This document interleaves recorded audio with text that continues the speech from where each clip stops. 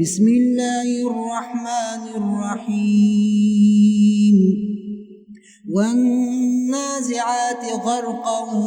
والناشطات نشطا والسابحات سبحا فالسابقات سبقا فالمدبرات أمرا يوم ترجف الراجفة تتبعها الرادفة قلوب يومئذ واجفة أبصارها خاشعة يقولون أئنا لمردودون في الحافرة أئذا كنا عظاما نخرة قالوا تلك إذا كرة خاسرة فإنما هي زجرة واحدة فإذا هم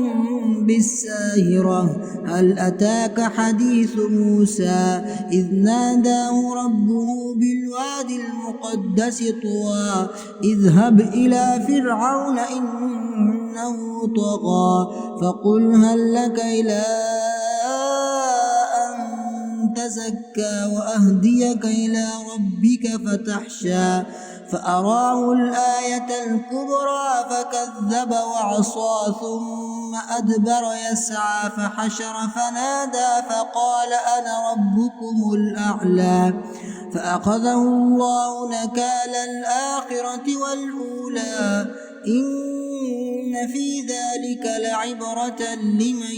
يخشى أأنتم أشد خلقا أم السماء بناها رفع سمكها فسواها وأغطش ليلها وأخرج ضحاها والأرض بعد ذلك دحاها أخرج منها ماءها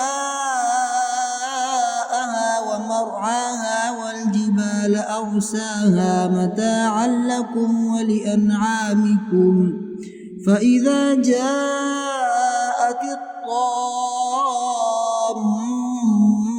الكبرى يوم يتذكر الإنسان ما سعى وبرزت الجحيم لمن يرى فأما من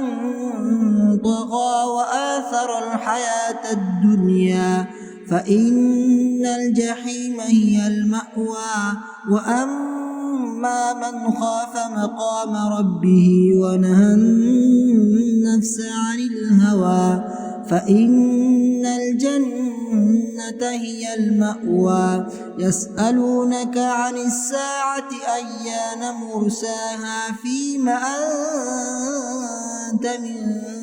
ذكراها إلى ربك منتهاها إنما